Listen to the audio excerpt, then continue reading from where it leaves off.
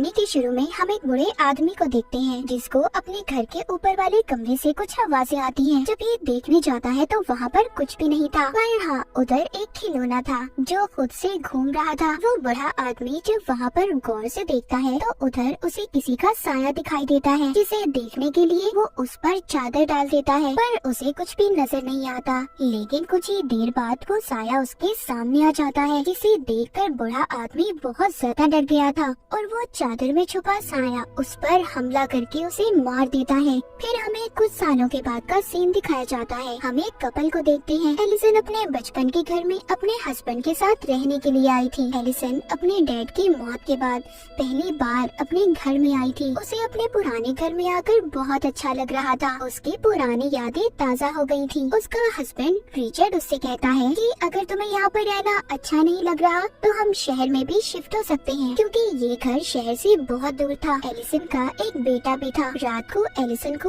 अजीबोगरीब सपने आ रहे थे, जिस वजह से वो स्लीप पैरालिसिस में चली गई थी। मतलब वो नींद में तो नहीं थी, पर वो अपने जिस्म को भी नहीं हिला पा रही थी। असल में ये उसके बचपन की बीमारी थी। उसका हस्बैंड उसे शांत करता है। बचपन में उसके डैड उसे इस बीमारी से निकाला करते थे। एलिसन को ये बात समझ नहीं आई थी कि ये उसकी कोई बीमारी है या उसके साथ कुछ वाकई अजीब है, क्योंकि जब भी वो ऐसी हालत में होती थी तो एक औरत उसको दूर खड़ी दिखाई देती थी जो सिर्फ उसी को देखती रहती थी। बचपन में भी उसके साथ बिल्कुल ऐसा ही होता था। उसके डैड उसको समझाते थे कि इसमें कुछ हकीकत नहीं है, ये सिर्फ तुम्हारा वहम है और कुछ नहीं। और जब उसके डैड उसको सुलाकर चले जाते थे, इसको दोबारा से वही डरावनी सपने आती थी। अब खैर सुबह को रिचर्ड जब ऑफिस जाने के लिए तैयार हो रहा था, तभी एलिसन टीवी में एक पैरानॉर्मल इन्वेस्टिगेटर को देखती है जो बता रहा था कि कैसे उसने एक आत्मा से बात करके इंसान की लाश को ढूंढ लिया है। उसे देखकर एलिसन भी मन ही मन सोचती है कि उसे भी इससे अपने केस के बारे में बात करनी चाहिए। अपने हस्बैंड रिचर्ड के जाने के बाद एलिसन अपने घर की सफाई करने लगी थी। जब वो किताबों को रख रही थी, तभी वो एक तस्वीर को देखती है जिसमें एक ब्राइड, दुल्हन और उसका हस्बैंड थे। एलिसन उन्हें देखकर नहीं पहचान पाती और इस तस्वीर को रखकर दोबारा से साफ सफाई करने लगती है। इसी बीच उसे वॉशरूम से पानी की चलने की आवाज आ रही थी। जब ये जाकर देखती है तो उधर पानी का टैप नलका खुला हुआ था और वॉश बेसिन में पानी भर गया था। ये टैप को बंद करती है और पानी निकालने के लिए हाथ डालती है तो उसे वॉश बेसिन में से किसी के कटे हुए बाल मिलते हैं, जिन्हें देखकर वो काफी हैरान हो गई थी कि वो बाल यहाँ पर कैसे आए। तभी एलिसन को अपने बच्चे के रोने की आवाज आने लगी थी। ये जाकर अपने बच्चे को चुप करवाती है तो तभी उसकी नजर ऊन के धागे पर पड़ती है जो बॉल की तरह लिपटा हुआ था। उसे देखकर इसे याद आता है कि ऐसा धागा उसने अपनी मॉम के हाथ में भी देखा था, क्योंकि उसकी मॉम टेलर दर्शन थी। रात को एलिसन जब रिचर्ड के साथ खाना खा रही थी तो रिचर्ड बताता है कि मुझे बिजनेस के सिलसिले में कुछ दिन के लिए शहर से बाहर जाना होगा। ये सुनकर एलिसन को बिल्कुल भी अच्छा नहीं लगता। वो कहती है जरूर, तुम्हारी सेक्रेटरी भी तुम्हारे साथ जा रही होगी, क्योंकि पहले एलिसन का हस्बैंड अपनी सेक्रेटरी को पसंद करता था। एलिसन उसको मना करती है कि तुम मुझे ऐसे अकेले छोड़कर जाओगे, जिस पर वो कहता है बात समझने की कोशिश करो एलिसन, अगर मैं नहीं गया मुझे जॉब से निकाल दिया जाएगा। पर एलिसन को गुस्सा था कि रिचर्ड अपनी सेक्रेटरी के साथ जा रहा है, जिस पर रिचर्ड उससे कहता है कि वो उसकी जॉब है, तुम समझने की कोशिश करो, मैं सिर्फ तुमसे प्यार करता हूँ, मुझ पर ऐसे शक मत करो। एलिसन अब बिना कुछ कहे ही अपने कमरे में चली जाती है। तभी उसे अपने सामने घूमता हुआ खिलौना दिखाई देता है। उसको देखकर एलिसन को अपने बचपन की याद आ गई थी कि कैसे ऐसे ही बचपन में ये इसके सामने आ गया था। जब इसने इस खिलौने का पीछा किया तो इसकी मॉम ने इसे स्टोर रूम में बंद कर दिया। जब सुबह हुई तो इसके डैड ने इसे बाहर निकाला था। एलिसन जख्मी हालत में बाहर निकली थी। इसके बाद इसके डैड ने ये फैसला किया था कि वो इसे किसी दूसरी फैमिली को दे देंगे, क्योंकि एलिसन अपने ही घर में महफूज नहीं थी। पर उस वक्त एलिसन ने अपने घर में एक प्रीस्ट को भी देखा था जो कमरे में बैठा मंत्र पढ़ रहा था। तब से एलिसन बाहर रहने लगी थी और अब बहुत सालों बाद ये अपने पुराने घर में आई थी।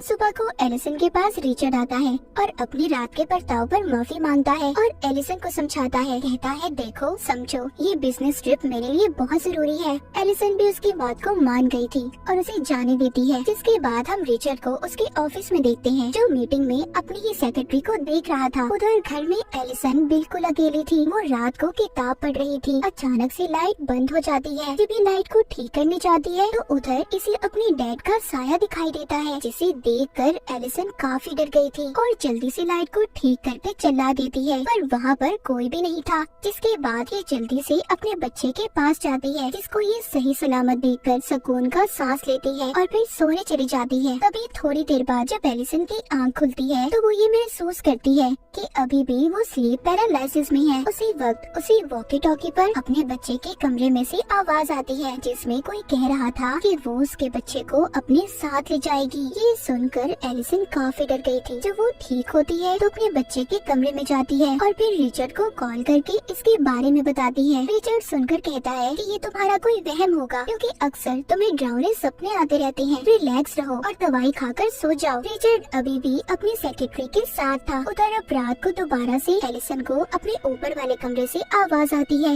और ये वही कमरा था जो हमने कहानी के शुरू में देखा था। मतलब यहाँ पर कुछ न कुछ तो जरूर था। इसको यहाँ से एक पुरानी टेप भी मिलती है जिसको इसके डैड ने रिकॉर्ड किया था। एलिसन उसको लगाकर देखने लगी थी। ये उस वीडियो में देखती है कि वो अपने मॉम डैड के साथ जंगल में पिकनिक मनाने गई थी, पर साथ ही एक और वो अपनी मॉम की वीडियो देखती है जिसमें उसकी मॉम अजीब सी हरकतें करती हुई दिखाई दे रही थी और उसके डैड ने प्रीस्ट को बुलाया था। ये सब देखकर एलिसन को समझ नहीं आ रहा था कि उसकी मॉम को हुआ क्या था, क्योंकि आज तक उसके डैड ने इस बारे में नहीं बताया था। अब एलिसन किसी तरह उस प्रीस्ट का पता करती है जिसको इसने वीडियो में देखा था और उससे मिलने जाती है। प्रीस्ट उससे पूछता है कि तुम कौन हो। वो बताती है कि आज से कुछ साल पहले मेरे डैड ने तुमसे मदद मांगी थी। मैं उन्हीं की बेटी हूँ। मेरी मॉम को ठीक करने के लिए मुझे जानना है कि आखिर मेरी मॉम को हुआ क्या था, वो क्यों अजीब अजीब हरकतें करती थी। प्रीस्ट कहता है सॉरी, मैं इस बारे में तुम्हारी कोई मदद नहीं कर सकता और ना कुछ बता सकता हूँ। एलिसन कहती है मुझे उस घर में किसी के होने का एहसास होता है, पर प्रीस्ट फिर भी उसकी नहीं सुनता और उसके मुंह पर ही दरवाजा बंद कर देता है। पर फिर उसी दिन प्रीस्ट एलिसन के घर खुद ही आ गया था। एलिसन पूछती है मेरा अब भी यही सवाल है, मेरी मॉम को क्या हुआ था।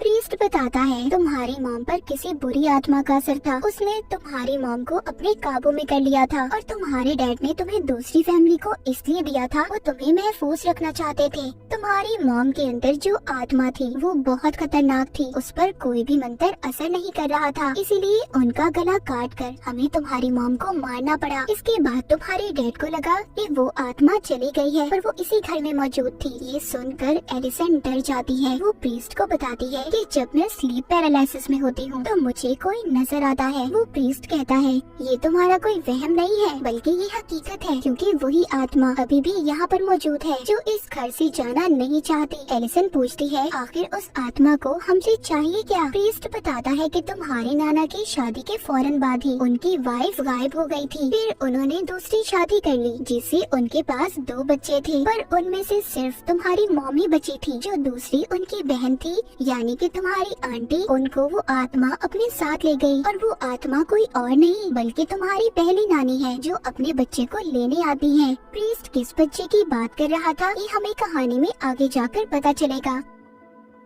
एलिसन को तभी प्रीस्ट के पीछे वही आत्मा नजर आती है जिससे वो डर कर उठ जाती है। वो प्रीस्ट से पूछती है इस आत्मा को यहाँ से कैसे बाहर निकाला जा सकता है। वो बताता है कि इसके लिए उसकी सभी चीजें जो उससे जुड़ी हुई हैं, हमें उन्हें जलाना होगा। तभी वहाँ पर रिचर्ड भी आ गया था जो इन दोनों की बातों को सुन लेता है और उसे बेहद गुस्सा आता है। वो प्रीस्ट को जाने का कहता है क्योंकि रिचर्ड इन सब बातों पर यकीन नहीं करता था। उसे लग रहा था कि प्रीस्ट एलिसन को झूठी बातों में फंसा रहा है। इसके बाद प्रीस्ट उसके घर से चला गया था। तभी रास्ते में अचानक से उसकी गाड़ी बंद हो जाती है और उसके सामने वही आत्मा आ जाती है जो ब्राइड बनी हुई थी। ये वही ब्राइड दुल्हन थी जिसकी तस्वीर एलिसन ने भी देखी थी। असल में वो यहाँ पर आकर प्रीस्ट को डराना चाहती थी। तभी प्रीस्ट दुआ करता है और मंत्र बोलने लगता है, जिस दौरान उसकी गाड़ी का दरवाजा खुलता है। उसे वो फौरन बंद करता है मगर फिर से वो दरवाजा खुल गया था। अब प्रीस्ट काफी ज्यादा डर गया था, लेकिन तभी अचानक से वो आत्मा उस पर हमला करके उसे मार देती है। उधर एलिसन अपने कमरे में अब अपने बच्चे को भी ले आई थी। उसे तभी नीचे से आवाज आती है। ये प्रीस्ट को जाता हुआ देखती है। अजीब था ना, प्रीस्ट तो मर गया था, तो फिर ये कौन था। जब एलिसन उसके पीछे जाती है तो वहीं वो आत्मा उसे नजर आती है और उसे अपने साथ ले जाने लगी थी। जिस दौरान रिचर्ड जब उसके पास आता है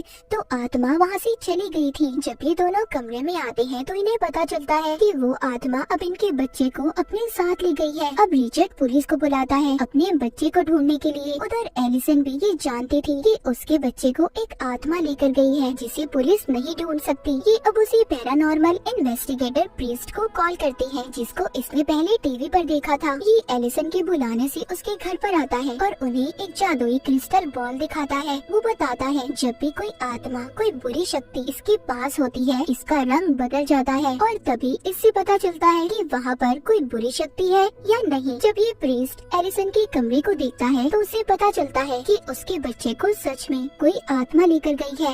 ये एलिसन को कहता है कि अगर तुम अपने बच्चे को वापस लाना चाहती हो तो तुम्हें उस आत्मा की दुनिया में जाना होगा, जिसके लिए एलिसन मान गई थी। रात को ही एलिसन के कमरे में मोमबत्तियां जलाकर अपना जादू शुरू करता है। जब प्रीस्ट आंखें खोलता है तो खुद को दूसरी दुनिया में पाता है जहाँ पर इसको वही आत्मा दिखाई देती है। उसके हाथ में एलिसन का बच्चा था। प्रीस्ट उस आत्मा से कहता है, देखो इस बच्चे को अगर तुमने वापस ना किया तो अच्छा नहीं होगा। पर अचानक से आत्मा गायब हो गई थी और प्रीस्ट दीवार पर एक शैतानी निशान को देखता है। असल दुनिया में प्रीस्ट आकर बताता है वो आत्मा तुम्हारी पहली नानी है जो डेमंस की पूजा किया करती थी। इसलिए एक दिन डेमन ने अपनी दुनिया से आकर उन्हें अपने काबू में कर लिया और जब ये बात तुम्हारे नाना को पता चली तो उन्होंने इसी घर में अपनी बीवी को जिंदा दफन करके मार दिया, जिस बात का बदला उनकी बीवी और वो डेमन मिलकर ले रहे हैं। जैसे वो पहले तुम्हारी मॉम की बहन को उठाकर ले गए थे, बिल्कुल ऐसे ही वो तुम्हारे बच्चे को उठाकर ले गए हैं। एलिसन कहती है कि आखिर वो बच्चों को क्यों ले जाती है। प्रीस्ट बताता है कि जब तुम्हारे नाना ने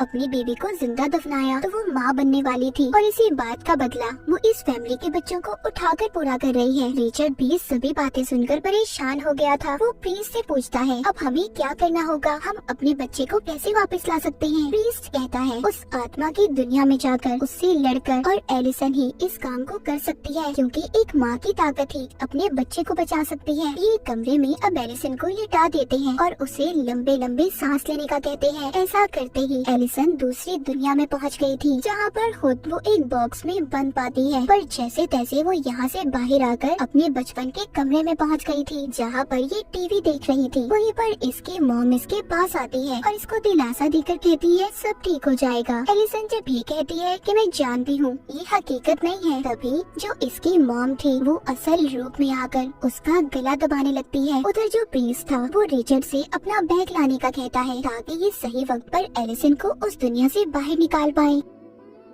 पर जब रिचर्ड कमरे पे जाता है जहाँ पर वो अपनी सेक्रेटरी को देखता है, पर ये समझ गया था कि ये आत्मा की कोई चाल है, लेकिन उस कमरे का दरवाजा बंद हो जाता है। उसे तभी बाथरूम से आवाज आती है। जब ये देखने जाता है उधर आत्मा ने इसको अपने काबू में कर लिया था। उधर दूसरी दुनिया में एलिसन अपने नाना को देखती है जो रो रहे थे। उसको अपनी असल नानी भी दिखाई देती है जो अपना गला काट लेती है। इधर असल दुनिया में प्रीस्ट रिचर्ड का इंतजार कर रहा था, पर जब वो नहीं आता तो वो खुद ही अब ऊपर जाता है। जब कमरा खोलता है उधर सब अजीब था। रिचर्ड भी उस आत्मा के कब्जे में था। ये जल्दी से अपना बैग लेता है और दरवाजा बंद करके एलिसन के पास जाता है। अपनी चीजें निकालकर जादू करके आत्मा को एलिसन से दूर रहने का कहता है। इससे वो आत्मा उससे दूर तो हो गई थी। उधर आत्मा की दुनिया में एलिसन अपने नाना की पहली वाइफ को देखती है, यानी कि उसी आत्मा को जो अब तक इनके पीछे पड़ी थी। फिर एलिसन को अपने डैड मिलते हैं जो कह रहे थे इधर ही रुक जाओ,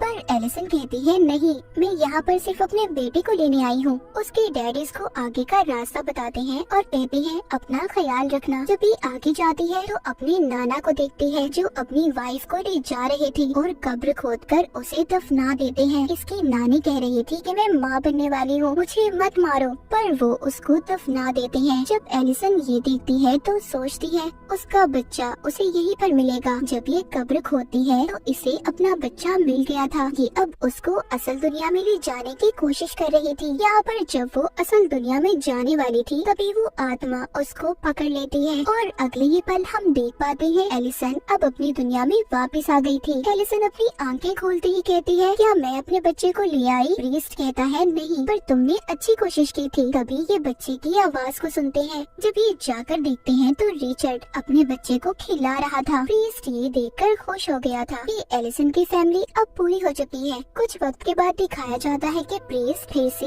एलिसन की फैमिली से मिलने आया था। रिचर्ड उसको बताता है कि वो दूसरी जगह पर शिफ्ट हो रहे हैं क्योंकि वो दोबारा से अपनी वाइफ और बच्चे को मुसीबत में नहीं डाल सकता। प्रीस्ट घर के अंदर आकर एलिसन के बच्चे को देखता है पर उसे एलिसन कहीं पर भी नजर नहीं आ रही थी। प्रीस्ट को फिर से किसी के होने का एहसास होता है। वो वही क्रिस्टल बॉल एलिसन के बच्चे को खेलने के लिए देता है। तभी उस बॉल का रंग स्याह हो गया था। प्रीस्ट समझ गया था कि इस घर में बहुत ही खतरनाक ताकत है। तभी एलिसन उधर आती है और प्रीस्ट को कहती है वेलकम है तुम्हारा। उस पर हमला करके उसे मार देती है। जिसके बाद जब रिचर्ड घर में आता है तो वो प्रीस्ट की लाश को देखता है। उसे अपने बेसमेंट से आवाजें भी आ रही थी। जब भी वहाँ पर जाकर देखता है तो डीमन के हाथ में उसका बच्चा था और एलिसन पीछे से आकर इस पर हमला करके इसे मार देती है। असल में उस आत्मा ने एलिसन पर अपना कंट्रोल कब्जा कर लिया था और कोई भी इस घर से ना जा पाए, इसीलिए एलिसन के अंदर आकर सबको मार रही थी। अब आगे एलिसन और उसके बच्चे के साथ ये डेड ब्राइड क्या करेगी और इसी सस्पेंस के साथ ये कहानी यहीं पर खत्म हो जाती है।